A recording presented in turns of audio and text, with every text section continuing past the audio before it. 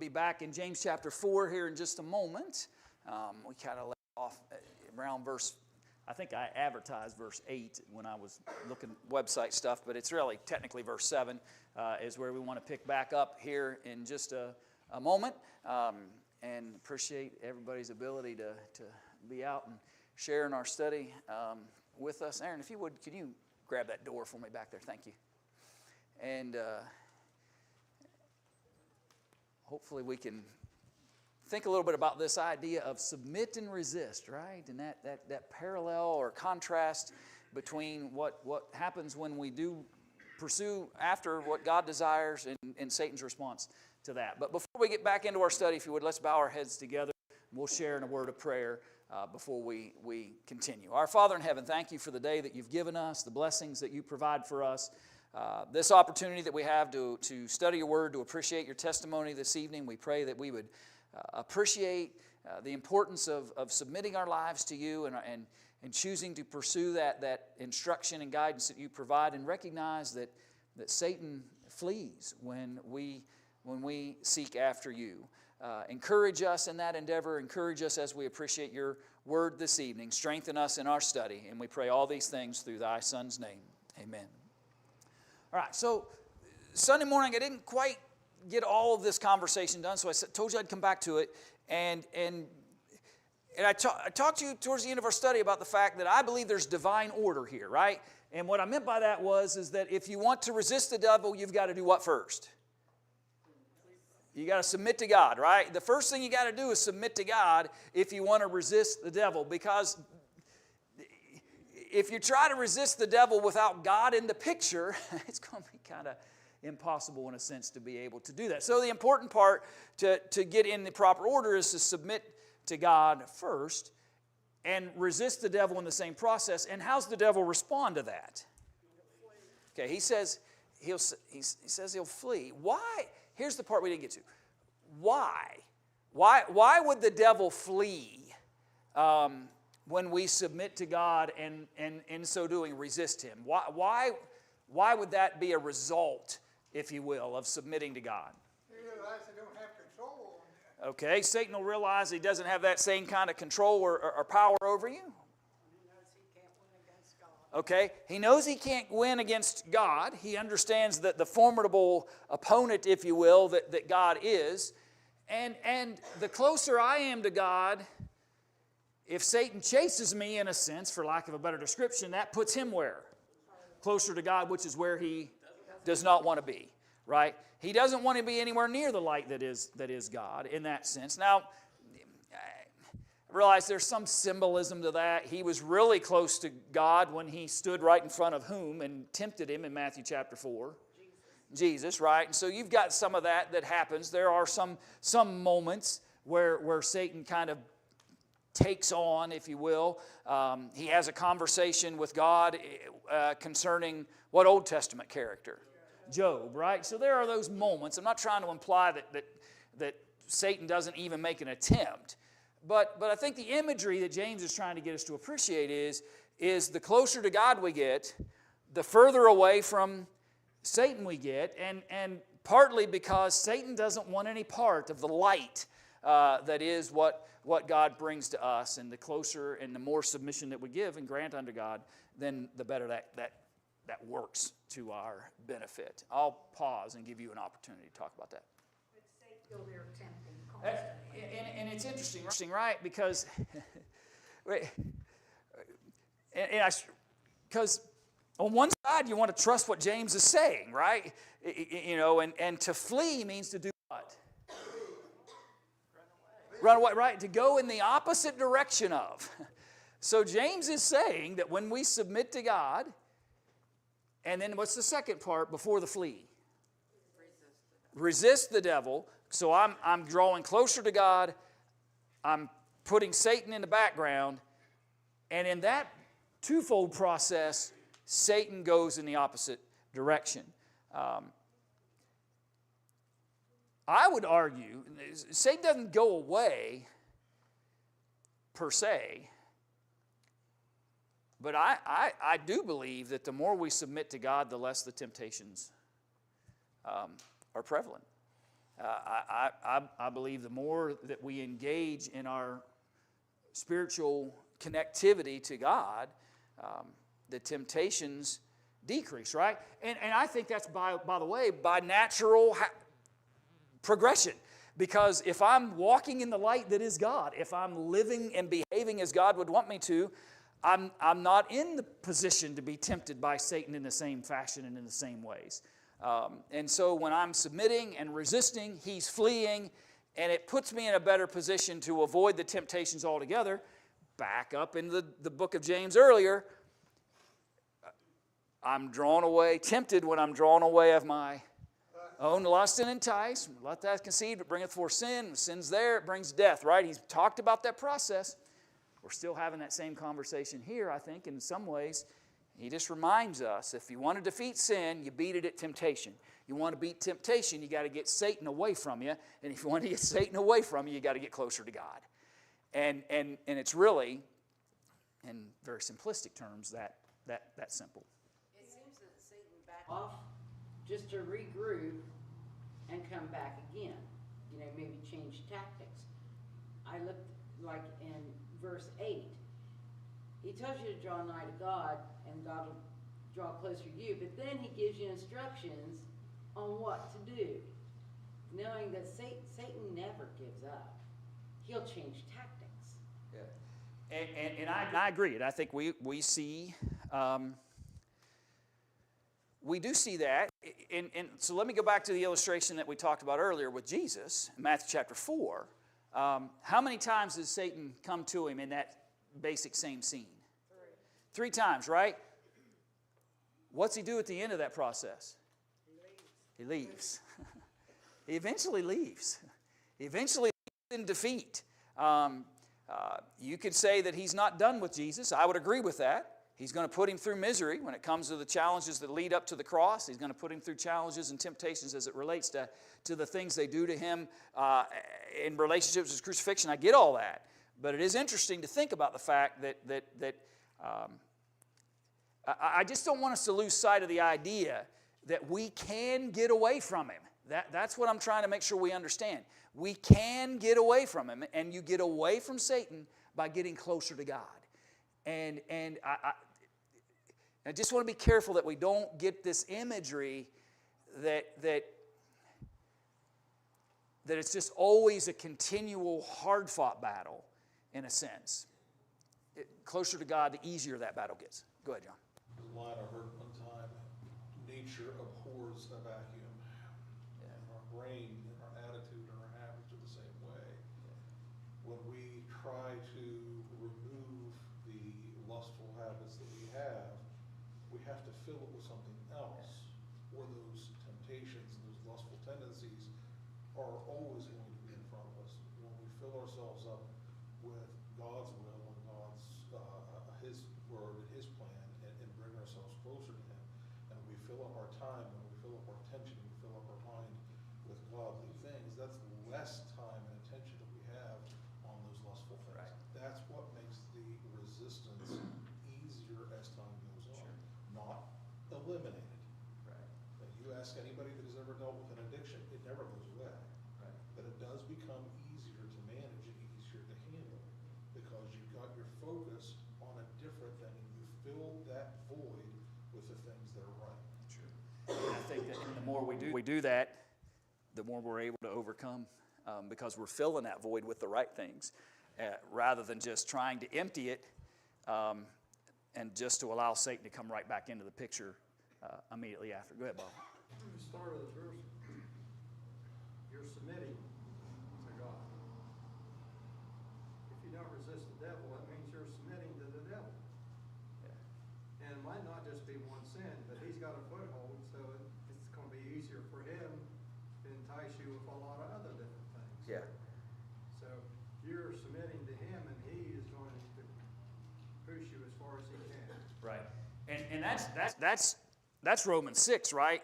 You are servants to whom you obey, whether unto God, unto righteousness, or unto Satan, unto sin.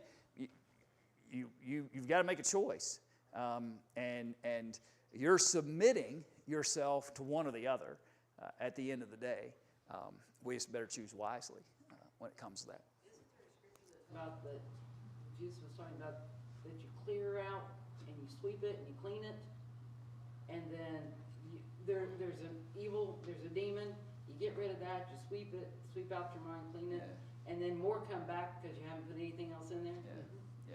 And he's illustrated that a couple of different ways in different moments. Add verse 8. Oh, I'm sorry, go ahead. The devil's also described as a roaring lion. As a predator, he's looking for the weakest to go after.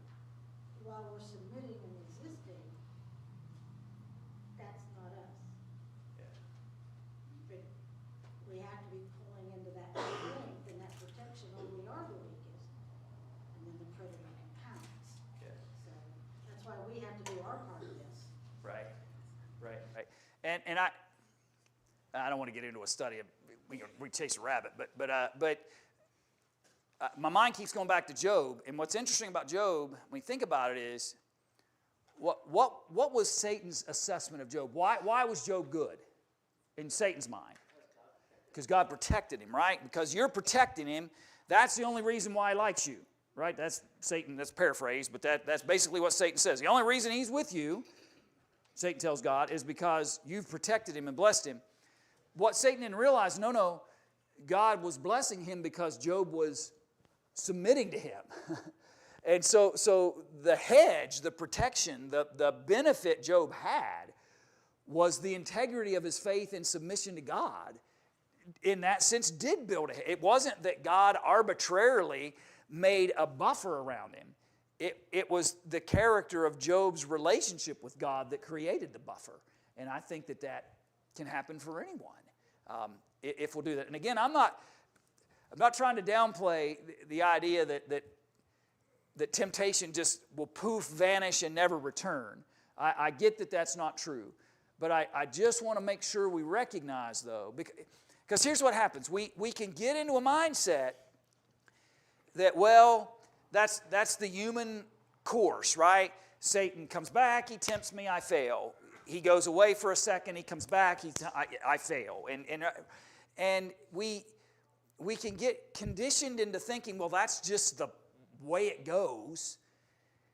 But that's not the way it goes, right? It shouldn't be that way. We should grow stronger, better, more faithful.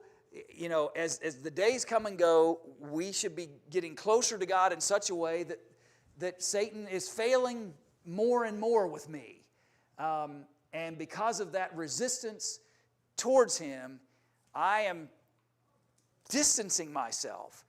And his ability to tempt me, and a reason that's important to me in my mind anyway, is if I keep just rationalizing and saying, well, it's just the human experience for Satan just to keep kicking and kicking and kicking, then I might start just excusing my behaviors and never strive to actually submit to God. I just kind of say, well, I'm human, and Satan's going to win sometimes or a lot of times, and just kind of write it off. And I challenge us not to do that. We can be victorious over him with Jesus and through submitting to God, and that's important.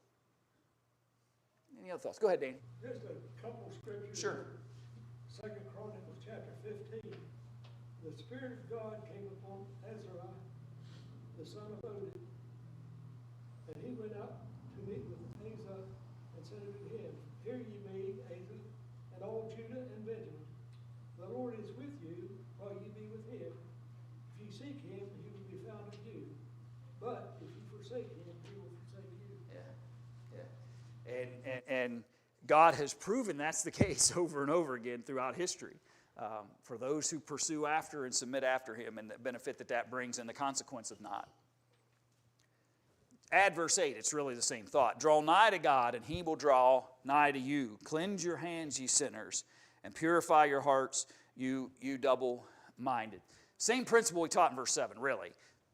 Just different words to say the same thing in a lot of senses. Submit, draw nigh. If you do, he'll get closer to you. You'll be able to find the cleansing of the sins and transgressions.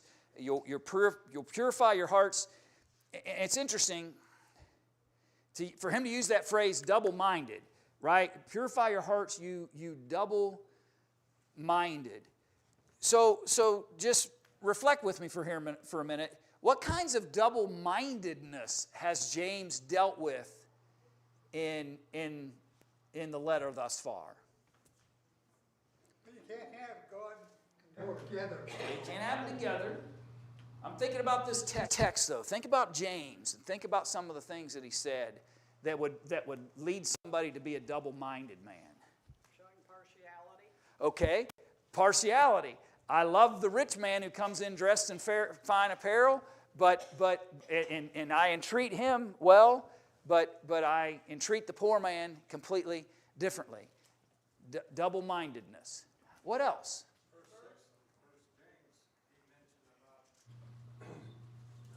Believing and not doubting. Okay, right? And so don't be a double-minded man where on one side you're claiming faith and confidence in God, but question it at every turn as well. Yeah. Oh, yep. What else? Control their tongue. Okay. They have fresh water and then have bitter things. So he spoke very specifically, didn't he, about that double-minded approach where somebody believes it's okay to bless God and curse man, put forth fresh water and bitter water out of the same mouth, right? So and all I'm trying to illustrate to you is when he fires this statement here at the end of verse 8, where he talks about purifying their hearts and get out of this double-mindedness. Double-mindedness is not a new theme. It has been a repetitive theme throughout the text. It is surfaced in various forms and types and kinds of examples that James has illustrated. I'm just trying to make sure we continue this thought process of seeing this letter in its entirety, not just in its pieces, to appreciate the fullness of the message. How should we be responding to sin according to verse 9? Right.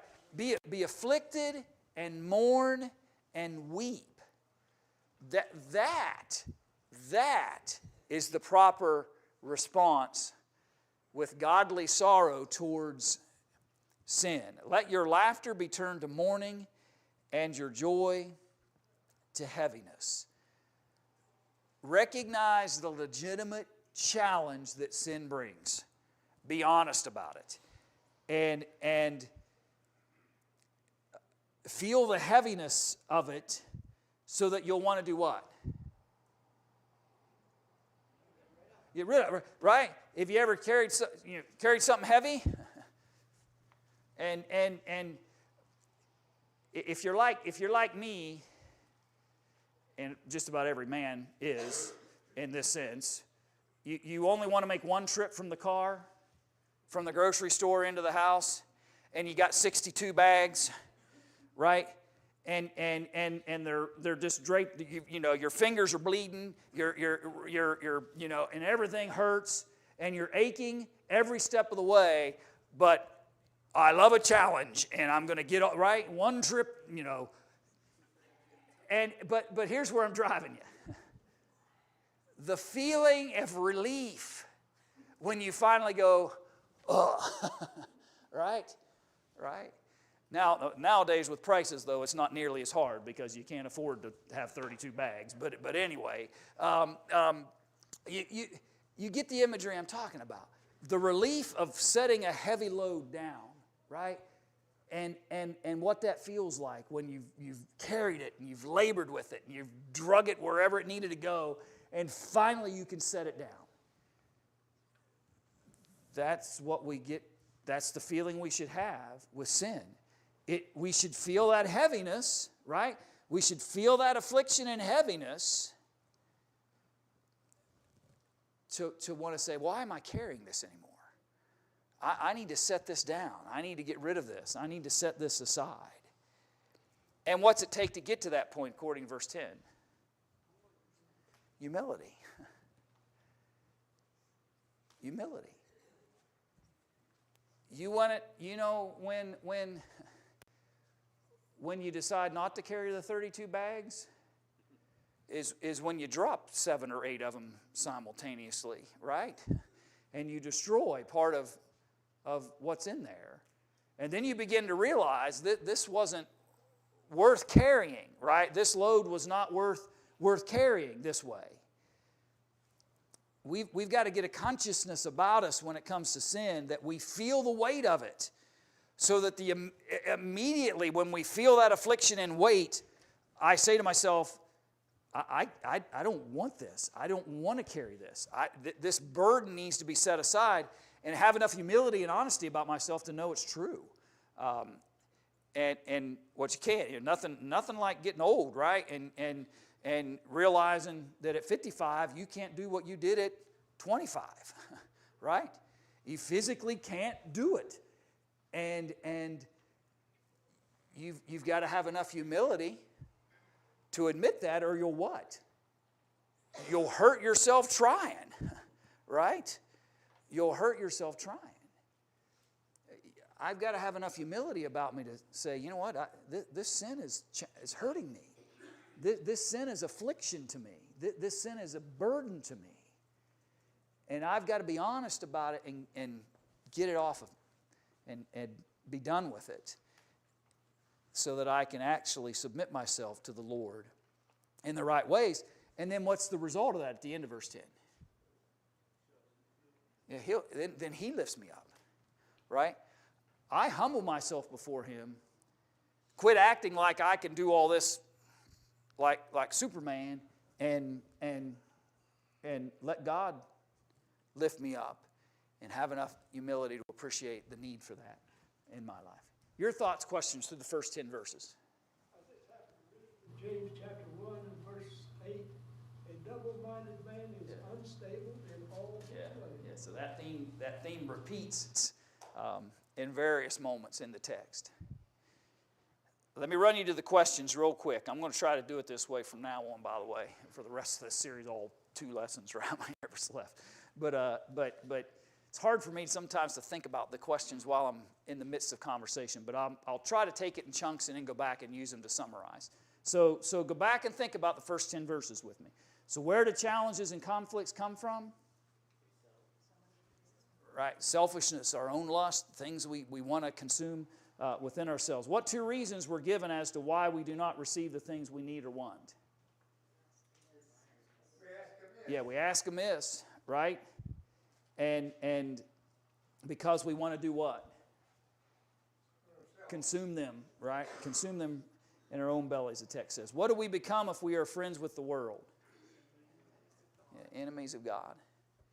You can't have it. Can't have it both ways. What should our spirit avoid?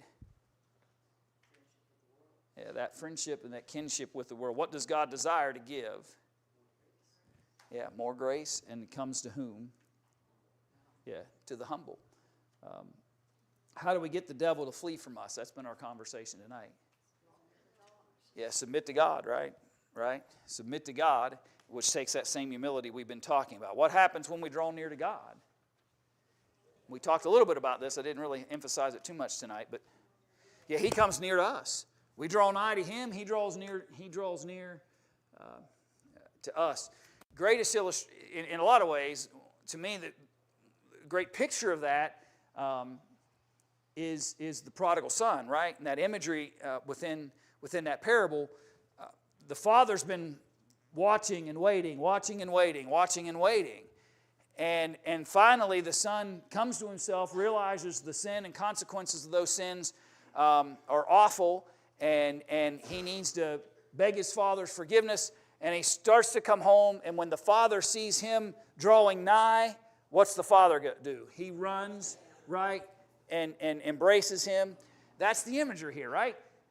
When we, the prodigal, when we, the afflicted with sin, humble ourselves, choose to throw that affliction aside, mourn and sorrow over the behaviors of sin that I brought into my life, I'm done with it, right? So I need to get back to God in order for that to work.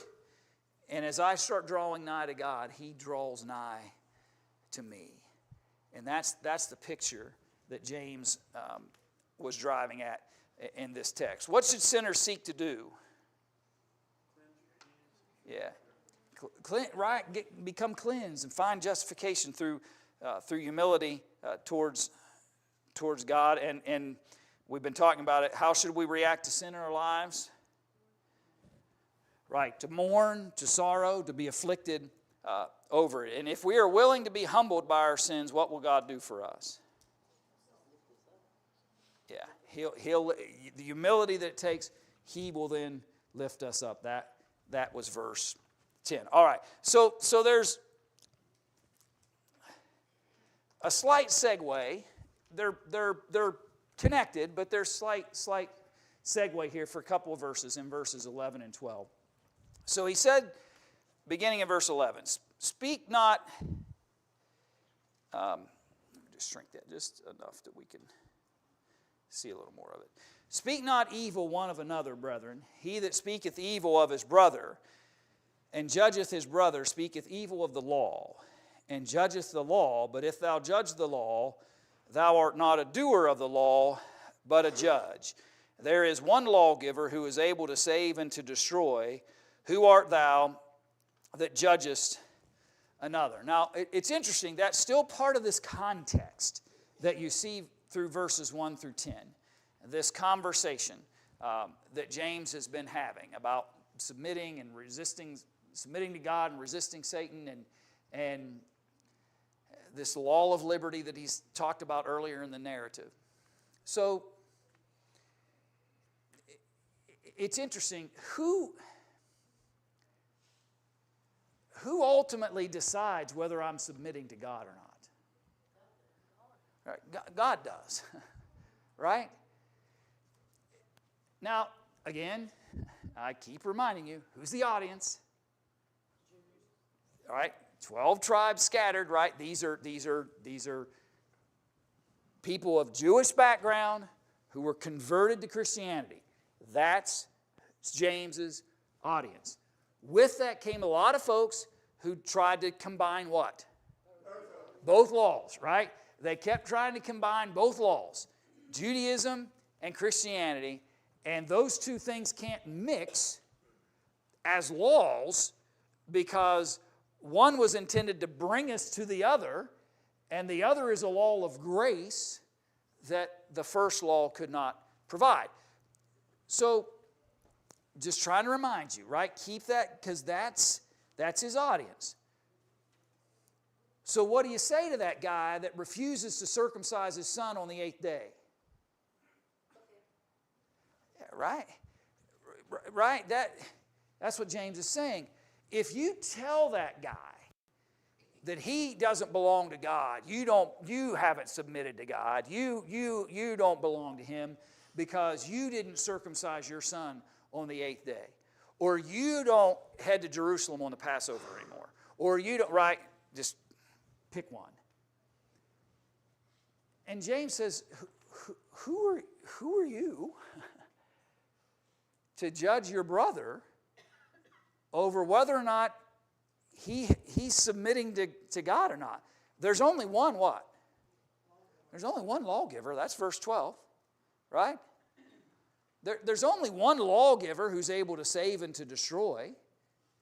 You don't have power, he tells that audience. You don't have power to determine the eternal state of anybody, right? Of anybody. You don't have any authority. You don't have a law that, right? Our job is to submit to the will and law of God. Not the judges, in a sense, over that law. The law doesn't need me, right? The instructions, the guidance, the wisdom of God doesn't need me and my approval of it. It doesn't authorize me to go around and decide who is legitimately honoring God and who isn't. What does decide that, by the way? God does, and the law itself, right? There is but one lawgiver who gave one law And when you look into that perfect law of liberty, it reflects back and it tells you whether or not you are submitting to God in the proper ways. And I think James is simply trying to warn this audience of people that you have changed your role in this relationship.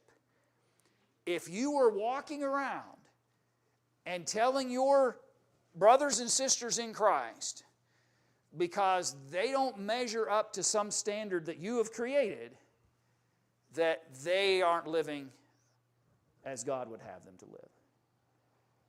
The only question is somebody submitting to God or not? And they're not answering to me on that. They're answering to whom? They're answering to God. They're answering to God. It's a hard principle because there are plenty of other texts.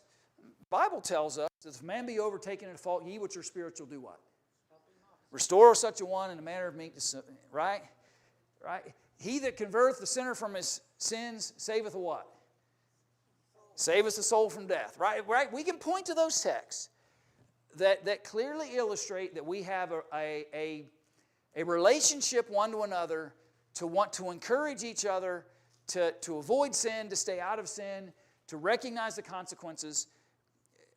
But that's not James's topic here. James is not trying to tell us that you never encourage somebody to quit sin. What he's telling us is if you've created your own standard of judgment over others and you're holding them to that standard, then now you've become the lawgiver, not somebody who's submitting to that law and not somebody who's encouraging others to submit to that law. You've decided what's right and what's wrong. And that, I believe, is what's on the mind of James when he gives this warning. Go ahead, Bob. God is the lawgiver, and He's also the judge, Yeah. and is the only judge. And if you know the law, to judge your neighbor, use the law to judge yourself. Yeah. See what God is judging you. Are you correct in what you're doing? Sure. And there is a warning here, right? To make sure that we're internalizing that law first and recognizing our own personal responsibilities to it. In Romans 14, where Paul points out that we're not to judge another's servant, like depending on the days or the food or whatever. It's not up to you to judge God's servant. God judges His own servant. Now, I understand it's two different writers, two different audiences and all that, but that's the same thought. Yeah. You know, if you're judging God's servant, you're putting yourself in the place of God. And yet, by doing that, you're actually committing an offense yourself. Right. And I suppose you might say, well, at what point do we cross that line, right? At what point do I move from he that converteth the sinner from his way saveth the soul from death? He which is overtaken in a fault, ye which are spiritual restored. Okay, where's the line, right? That's a fair question. Where's the line between those responsibilities, and where I'm in consequence of what James is talking about? And that's why I say I think the difference is when, in this circumstance, James is talking about somebody who isn't submitting to the one lawgiver.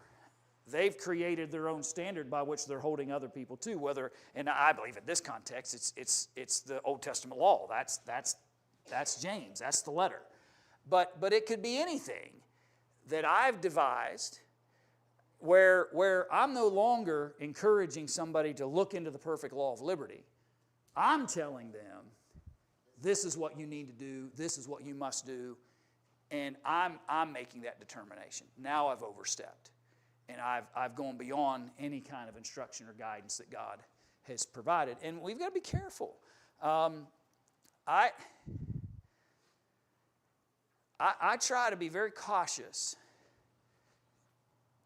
to encourage people to understand and know what the Bible has said about what must I do to be saved.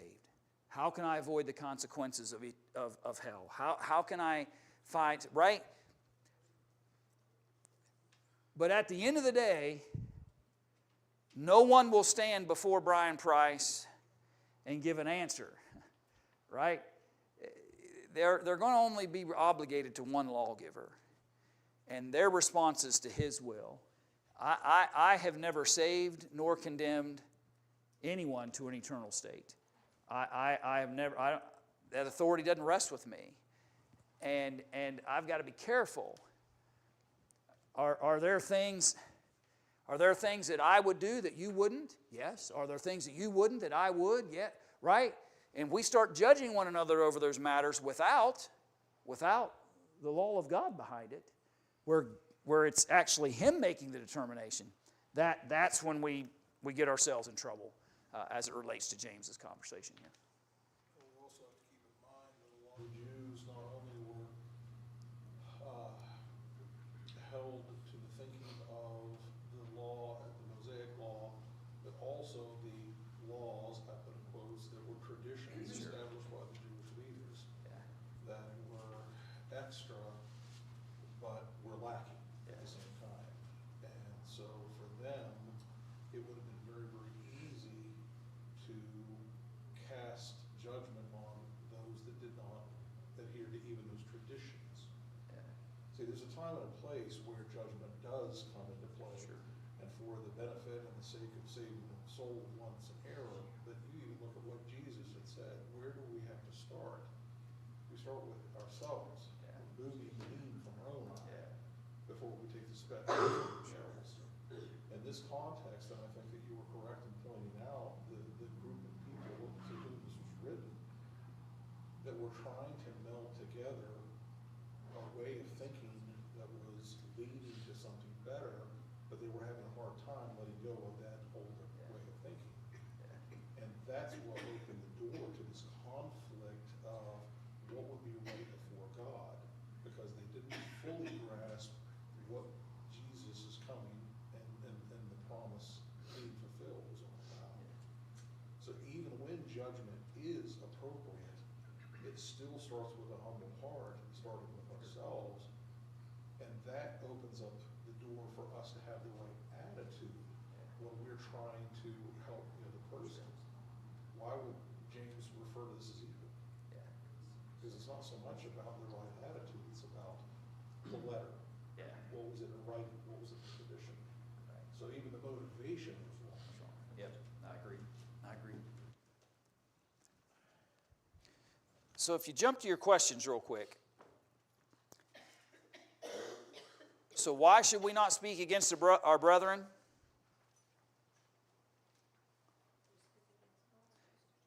Yeah, because we're judging rather than letting God have that role, and we speak against the law, he said, when we do that. What does God have the right to do as the one lawgiver?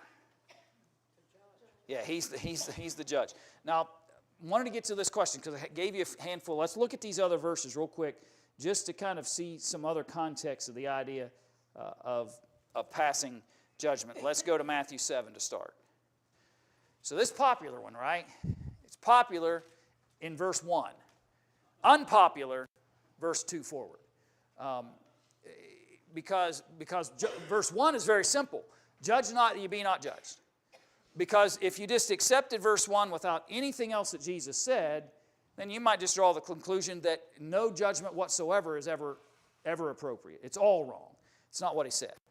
He says, judge not that ye be not judged, for, connecting word, with what judgment you judge, ye shall be judged, and with what measure you meet, it shall be measured to you again. This is that text that John was actually referring to a few moments ago. What the problem here isn't you've shared the law of God with somebody.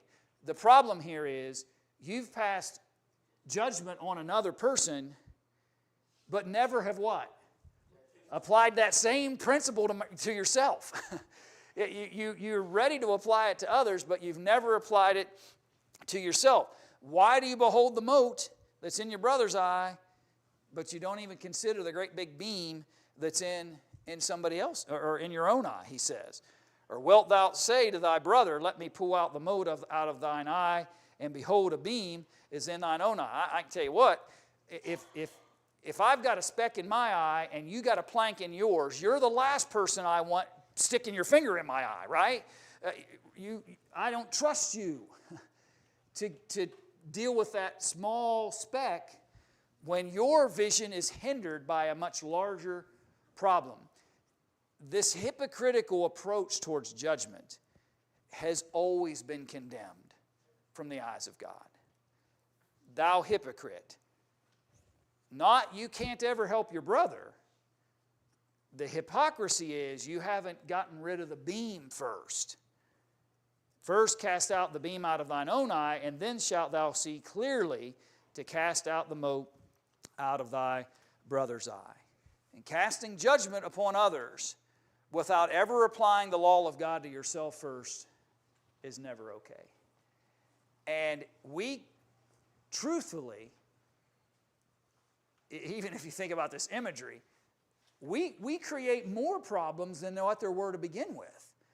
When we're walking around trying to flick small specks out of people's eyes, and my vision is completely obscured by this huge beam, we just create bigger problems.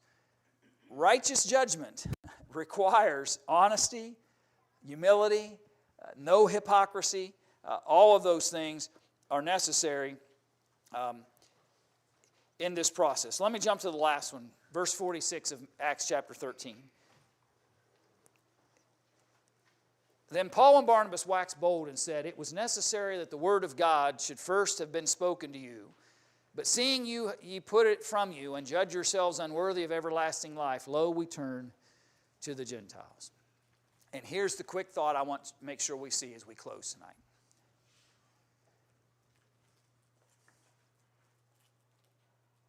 If we simply just share God's message and people choose to reject it, I haven't judged anybody. The way everlasting condemnation came was they judged themselves, and they judged themselves unworthy of everlasting life because they did what with the message? They rejected it. They rejected it. And so on one side, don't be hypocritical in your judgments. Cast the beam out first. Don't judge based on your own standard. If you use your own standard, you become the lawgiver rather than God being the lawgiver. Let God have His say. It's His law, right? All of that. And at the end of the day, then if I'll just use the message of God in the right ways, and then somebody decides to reject God, they've rejected the lawgiver, not me. They haven't rejected some tradition or some standard by which I've devised.